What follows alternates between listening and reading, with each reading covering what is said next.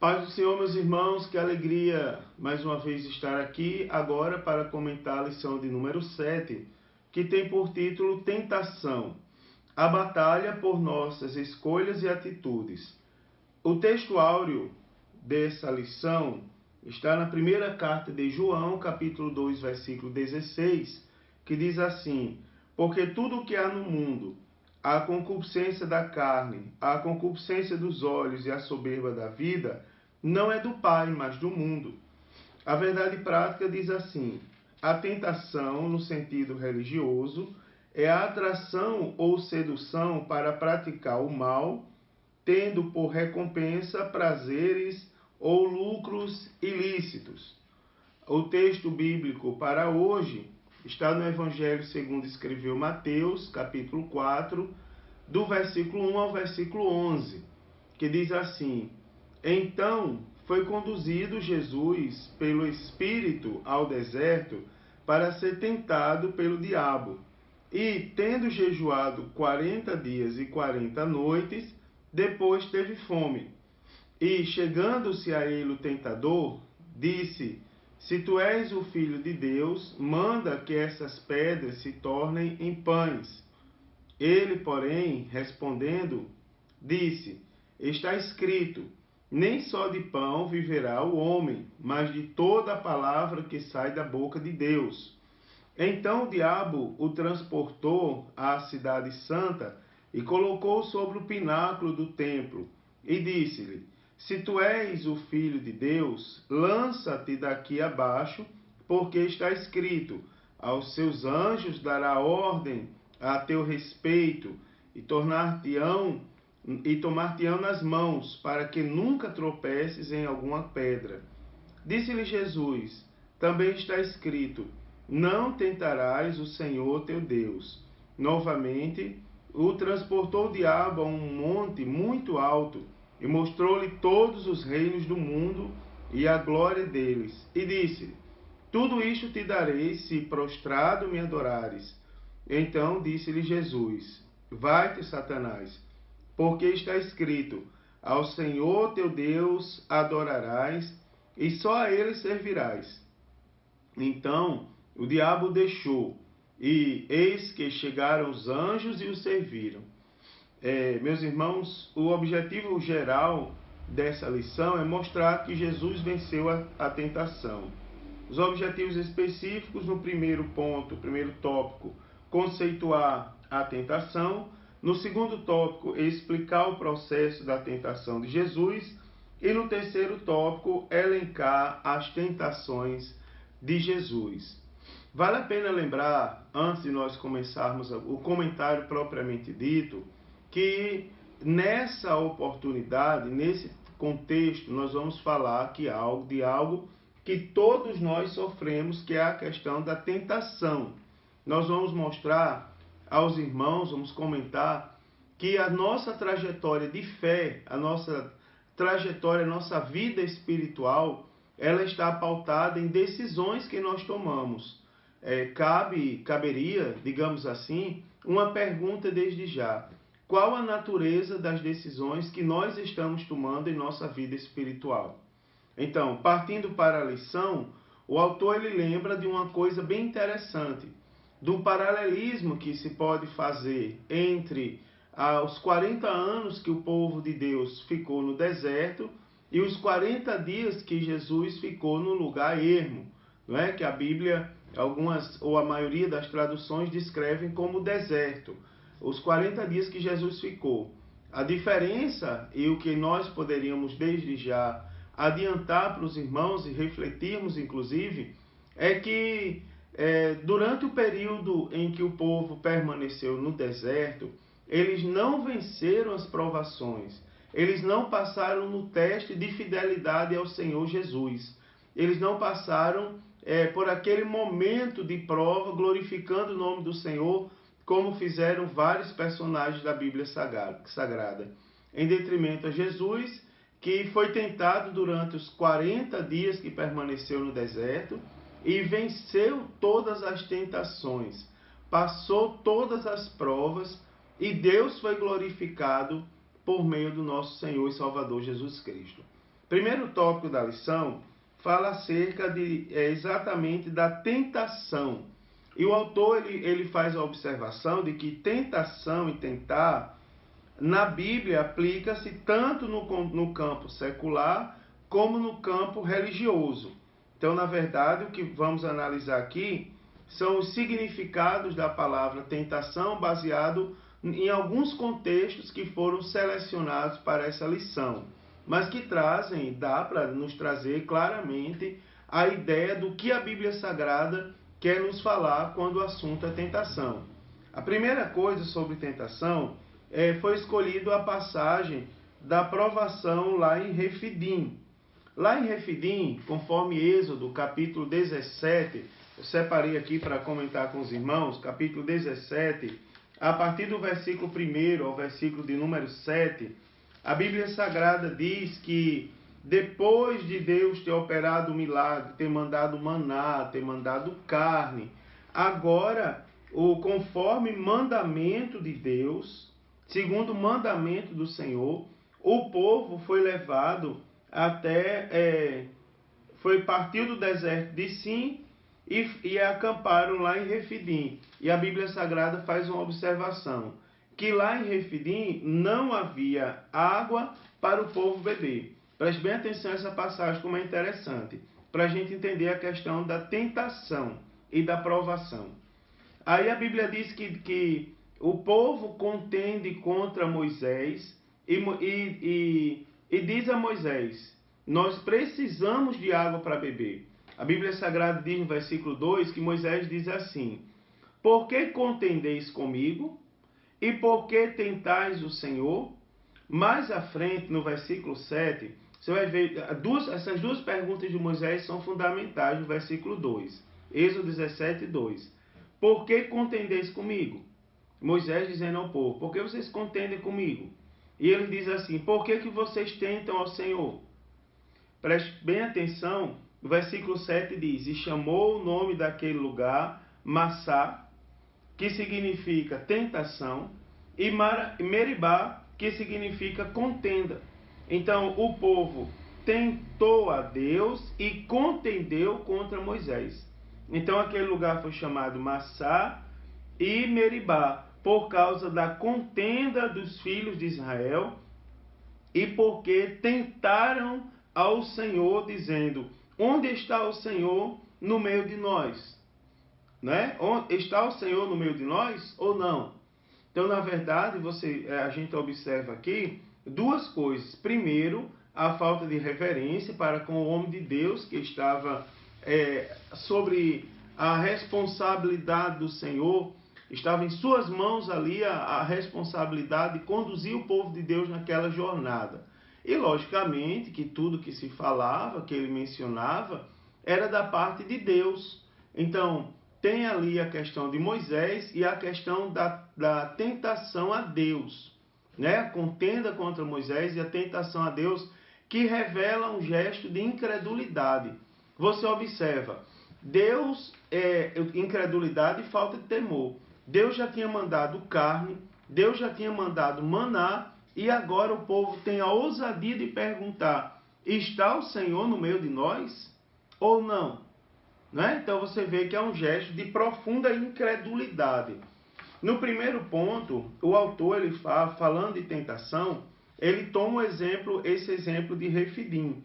E ele diz: substantivo tentação, aqui significa teste, provação ou instigação. Então, nesse caso de Refidim, se nós olharmos o versículo 17, nós vamos ver esse sentido de teste, de provação e de instigação. Né? E chamou o nome daquele lugar Massá e Meribá por causa da contenda dos filhos de Israel, e porque tentaram o Senhor, dizendo: está o Senhor no meio de nós ou não? Então, o vocábulo Massá, como a gente viu, significa tentação, e Meribá, contenda. Os filhos de Israel, eles estavam testando o próprio Deus. Você observa, que eles tinham tido prova de sobra que Deus era Deus e do poder, do que Deus era capaz de fazer. Mas ainda assim eles demonstram falta de temor. Eles demonstram um teste, como se Deus fosse qualquer coisa, né? Então, o autor ele diz, o enfoque do termo aqui é sobre a ideia de instigação ou sedução para o pecado. Você vai ver que o povo de Deus, eles estavam testando Deus no sentido de incredulidade. Deus não aprova incredulidade da nossa parte. A nossa obrigação é crer que Deus é Deus. Inclusive no ponto 2, falando acerca da experiência de Massá e Meribá, o autor diz assim: ninguém deve testar a Deus, o Deus de Israel. Ninguém pode testar, porque o nosso dever é obedecer a Deus. Então você vê, eu estou falando de tentação, né? Que é o tema. E essa tentação no sentido de batalhar por nossas escolhas e atitudes. Então você observa que diariamente nós somos tentados a testar Deus. Nós somos tentados a ser levados a uma vida de incredulidade perante o Deus de Israel que a gente serve. Então o nosso papel não é testar a Deus, o nosso papel é obedecer, é servir ao Senhor. Nós somos servos de Deus. Nós não somos promotores de justiça que têm por obrigação defender o interesse público. Não, nós somos servos. E o servo, ele obedece, ele se coloca à disposição. Daí você vai ver o que aconteceu nessa contenda. Teve reprovação divina, logicamente, não é? De modo que serviu serviu como um paradigma daquilo que não se deve fazer.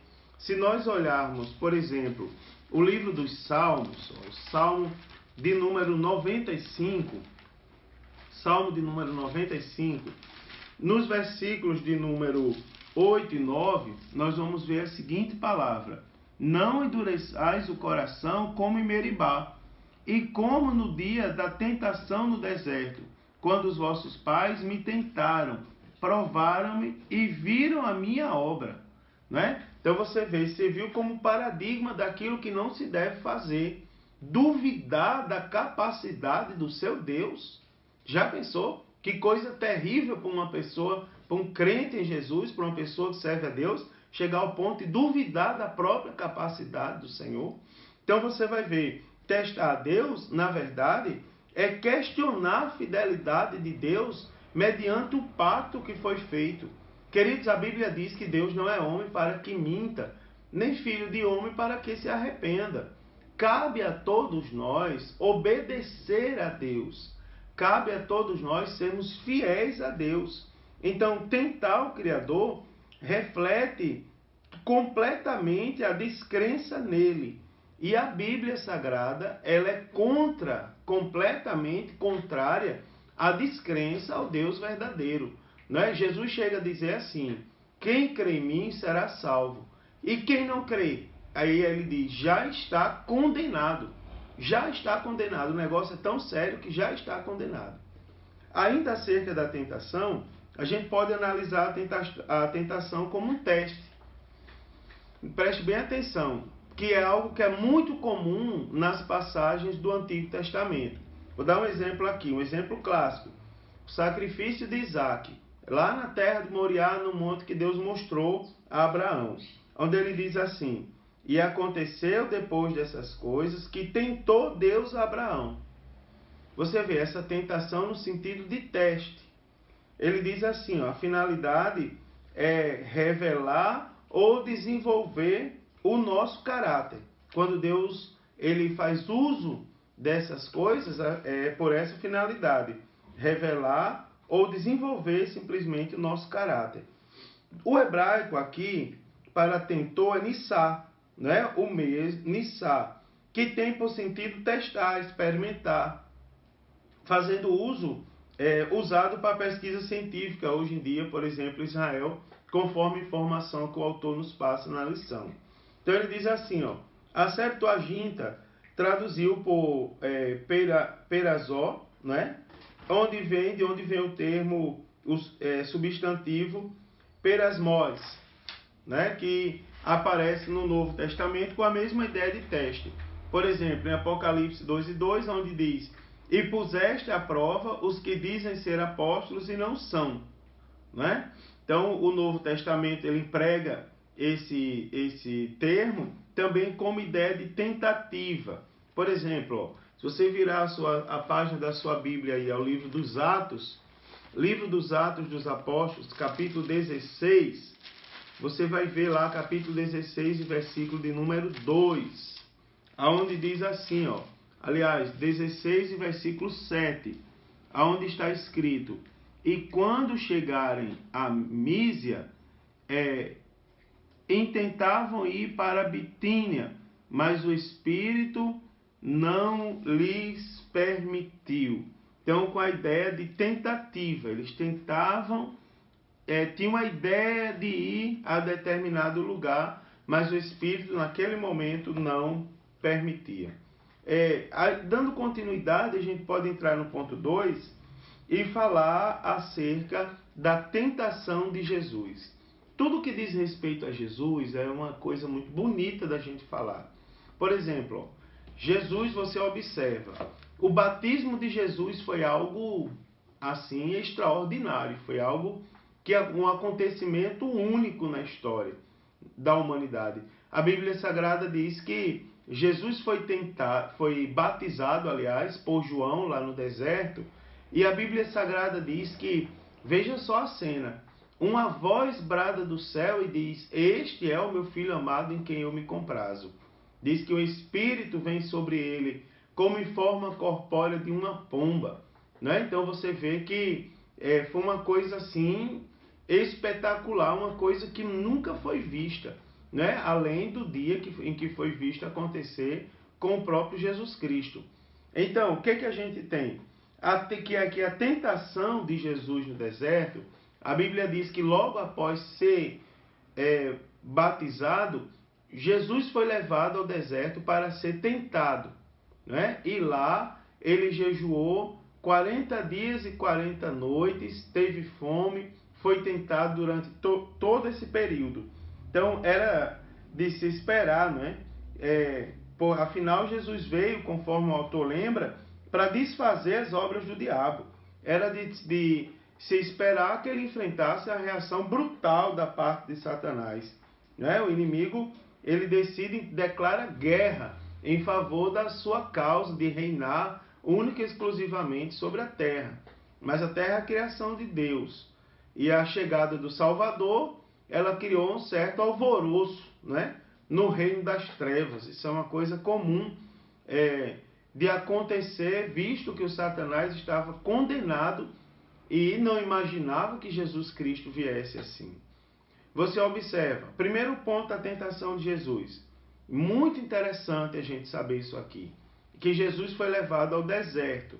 O versículo 1 da leitura que a gente fez hoje, ele fala exatamente sobre isso. Diz assim, ó: então, ou seja, continuando o que aconteceu anteriormente. O termo então, ele dá essa ideia de ligar um acontecimento, não é, a outro acontecimento. Por exemplo, Jesus foi batizado no deserto por João.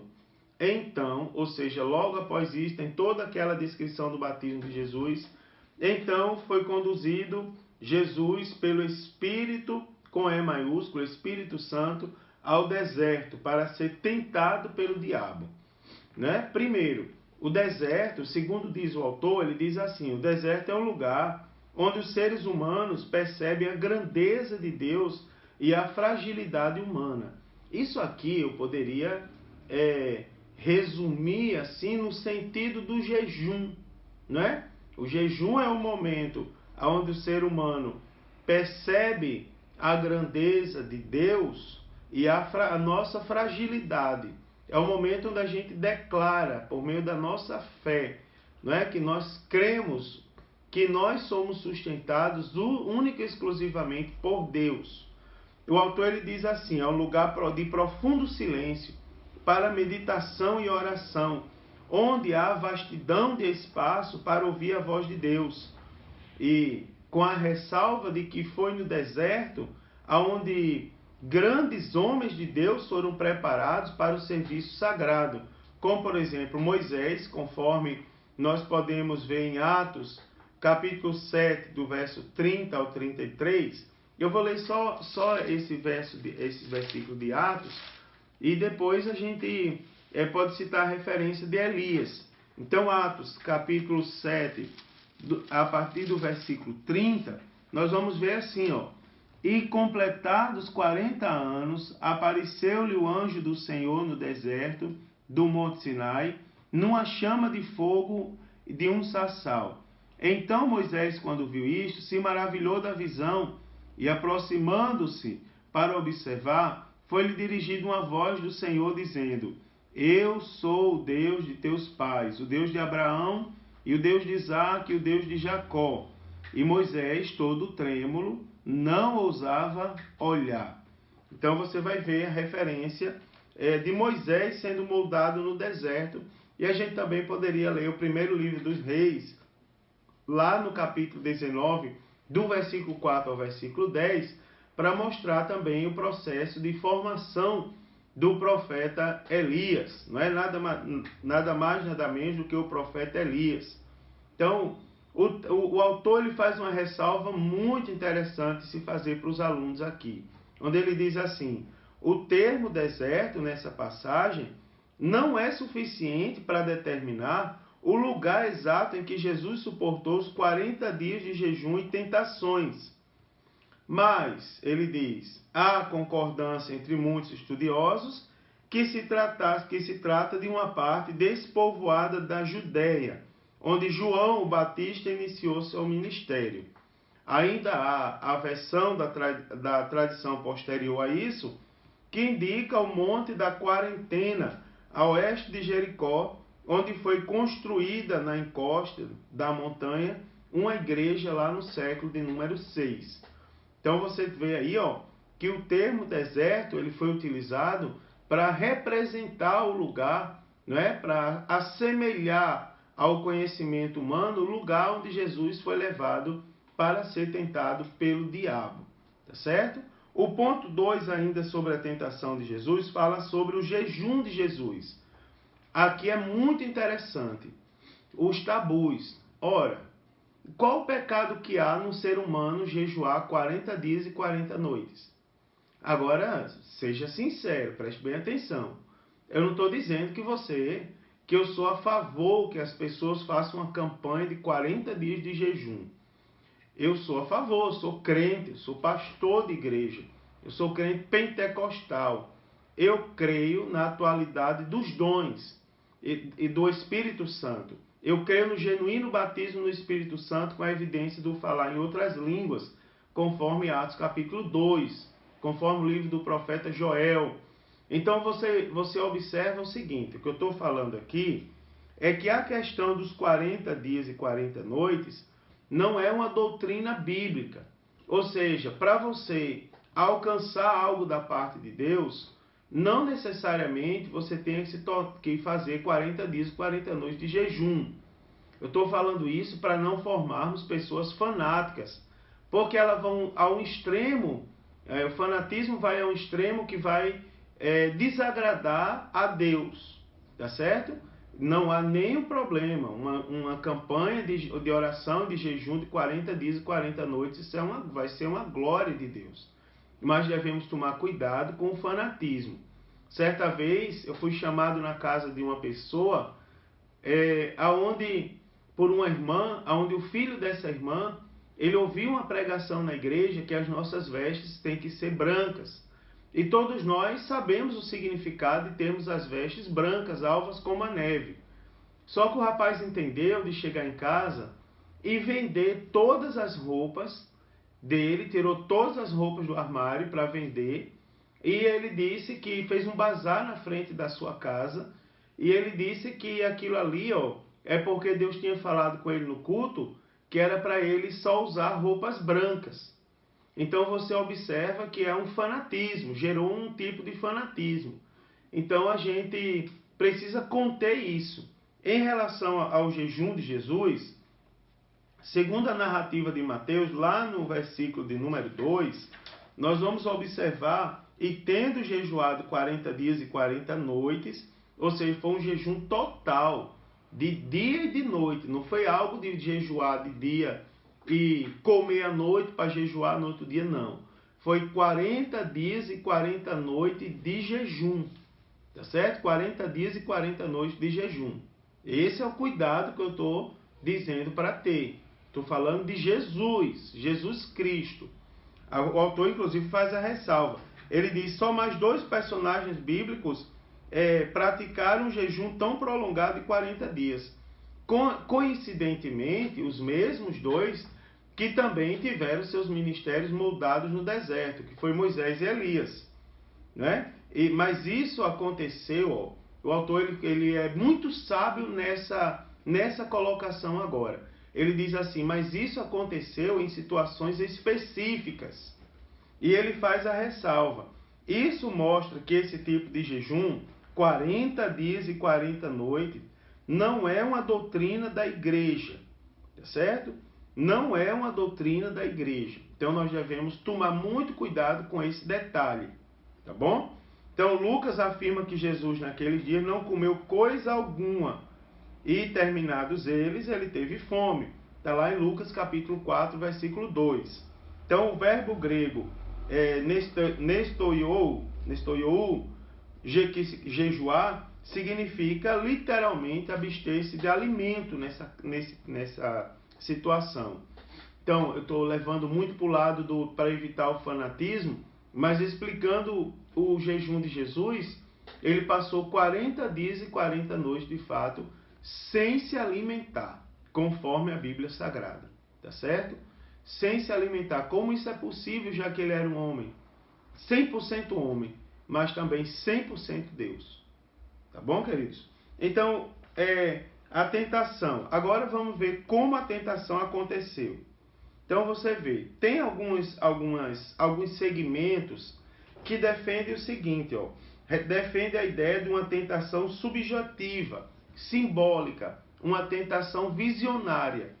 No entanto, nós cremos, nós assembleanos, nós acreditamos que Satanás se apresentou a Jesus de forma visível, apesar de reconhecermos que os detalhes não são desconhecidos. Mas essa tentação, conforme relato da Bíblia Sagrada, foi uma tentação literal. E isso se evidencia pela forma como a narrativa é colocada na Bíblia. Mas espera aí, e quem contou isso aos autores? Quem contou essa passagem aos autores? Nunca esqueça daquele versículo lá do Evangelho segundo escreveu João, onde ele diz que se todas as coisas que Jesus fez fossem colocadas no papel, fossem anotadas, talvez nem todos os escritores do mundo fossem capazes de registrar. Então, o que indica que, com certeza, e que indica que foi o próprio Jesus, em um determinado momento com seus discípulos, que anunciou essa experiência para eles. Não foi registrada pelos apóstolos, pelos escritores dos evangelhos. Mas, ao que tudo indica, o próprio Jesus, ele foi lá e relatou para os discípulos como tudo aconteceu. Agora, no terceiro tópico, eu quero chamar bem a sua atenção, porque nós vamos elencar as tentações que Jesus sofreu. Com o seguinte detalhe, Mateus e Lucas tem um detalhe aqui que muitas vezes passa despercebido, que está em Lucas capítulo 4 e versículo de número 2, onde diz assim, ó, e 40 dias, preste bem atenção, e 40 dias foi tentado pelo diabo.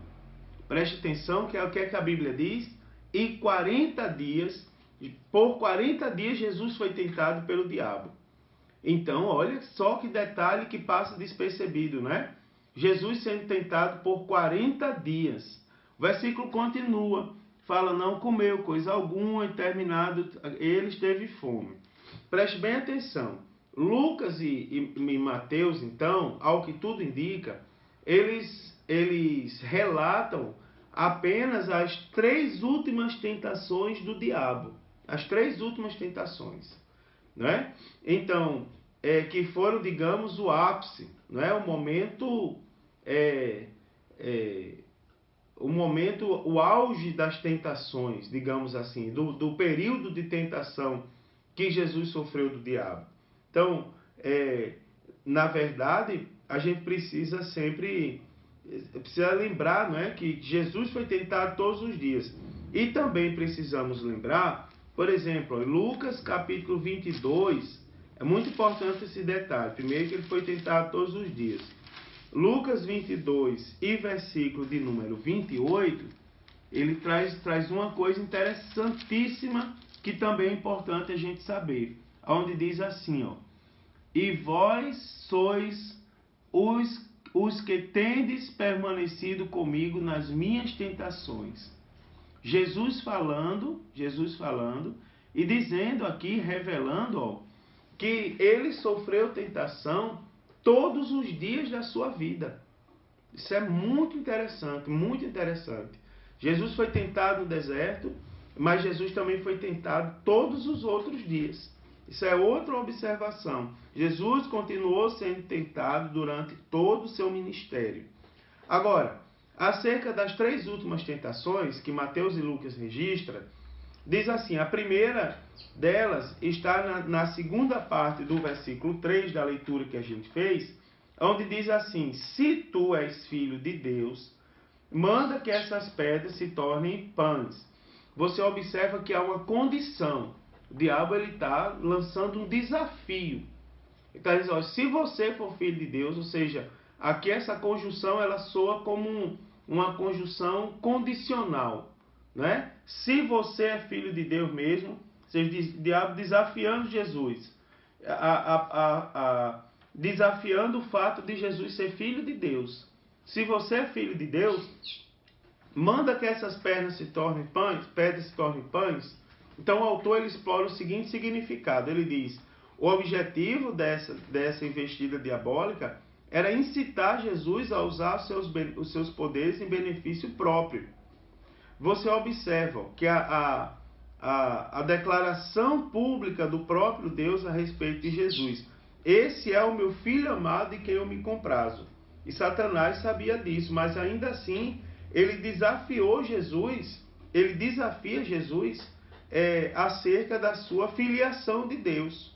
E ele desafia Jesus o seguinte detalhe, ó, era incitar Jesus a usar seus poderes em benefício próprio. Jesus reconhece isso. Meu Deus, que lição para a gente, não é? Jesus sabe que os poderes da parte de Deus, eles são para Deus ser glorificado e não ser usado em benefício próprio.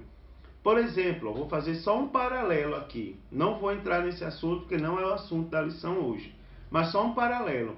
Você já viu alguém tentando usar os dons que Deus concedeu em benefício próprio, para elevar o seu nome, para se tornar conhecido? Meu Deus, Jesus venceu esse tipo de tentação, não é? Que sirva de exemplo para nós. A semelhança de Eva, esse pecado consistia em satisfazer o apetite físico com algo que lhe fora proibido, né? Com algo que foi proibido. Jesus Cristo era um conhecedor da palavra de Deus, da lei. Você observa, segunda tentação. Aqui o objetivo de Satanás, agora a tentação que está no versículo 5, por sinal, deixa eu ler primeiro, onde diz: o diabo transportou a cidade santa e colocou sobre o pináculo do templo. Você observa, aqui o objetivo de Satanás é induzir o Senhor Jesus a tentar o Pai e a persuadi-lo a um ato de vaidade, né? Jesus foi transportado lá para a cidade santa. Satanás incita Jesus a jogar-se do pináculo do templo usando o Salmo 91, versículo 11 e 12, onde ele diz assim: disse, porque está escrito, aos teus anjos dará ordem a teu respeito e tomar-te-ão nas mãos, para que nunca tropece em alguma pedra. Então ele usou, inclusive, o contexto do Salmo 91, que também era do conhecimento de Jesus Cristo, não é? Para tentar, para a segunda tentação, a um ato de vaidade. Então você vai ver, ó, essa passagem aqui, ela refere-se a alguém que confia em Deus. E por isso mesmo, alguém que confia em Deus, e por isso mesmo ao próprio Senhor Jesus. Então, ter a proteção divina, conforme as promessas desse salmo, é algo muito diferente de tentar Deus. A proposta de Satanás era para Jesus testar Deus, algo que as Escrituras proíbem, né? Testar Deus, ver se de fato Deus ia fazer o que ele prometeu, né, irmãos? Isso induzindo a incredulidade. Então nós devemos também tomar muito cuidado com essa segunda, essa segunda das últimas tentações. Acerca da terceira tentação, esse último ataque, ele consistia em induzir Jesus a se apoderar do domínio do mundo, mas através de meios ilícitos, né? Como disse o autor da lição, ele vai citar um comentarista dos evangelhos, que ele não traz a fonte aqui, mas ele diz assim: a concessão era pequena e a oferta grande. Então, e nos faz uma pergunta para a nossa reflexão. Teria Satanás o controle do mundo a ponto de oferecê-lo a quem desejasse? Então, Jesus, nesse caso, ele nem resistiu, nem discutiu com o inimigo acerca dessa reivindicação dele. Apesar da Bíblia dizer, da Bíblia mostrar que o Satanás é o Deus com D minúsculo desse século, o príncipe das potestades do ar, os príncipes das trevas desse século, as hostes espirituais da maldade nos lugares celestiais, todo mundo está no maligno, mas a verdade é que Satanás não tem nada para ninguém. Tudo não passa de mera aparência, engano, de mentira, como é a especialidade do inimigo, tentar enganar com suas mentiras. Na verdade, Satanás não tem a dominação de todos os reinos da terra para ele oferecer a qualquer pessoa, tampouco a Jesus Cristo, Filho de Deus, Criador de todas as coisas. Nós temos que ter isso em mente. O mundo está no maligno, mas não significa dizer que o mundo pertence ao maligno, né? Então tem coisas aí que a gente precisa ter a Bíblia Sagrada na nossa mente de forma segura, de forma racional, né? Daí a importância da leitura, inclusive, da Bíblia Sagrada, para a gente não cair nas astúcias do inimigo, tipo as tentações semelhantes às últimas ali no deserto, que ele ousou ali contra o próprio Jesus Cristo. Por sinal, é importante a gente refletir também nas respostas de Jesus quanto a isso. O ataque diabólico foi nas áreas mais sensíveis do ser humano, conforme está na Bíblia em 1 João 2 e versículo 16, o inimigo tentou atacar a concupiscência da carne, dos olhos, não é? E a soberba da vida. Mas o mais importante de tudo isso é que, mesmo com toda a sua habilidade, foi grande e devastadora a derrota de Satanás nessa história. O versículo de número 11, por exemplo, do texto, ele diz assim, então o diabo deixou, e eis que chegaram os anjos e serviram a Jesus Cristo. Nem precisa dizer o grau de derrota e a glória de Deus que se seguiu naquele momento. Então, queridos,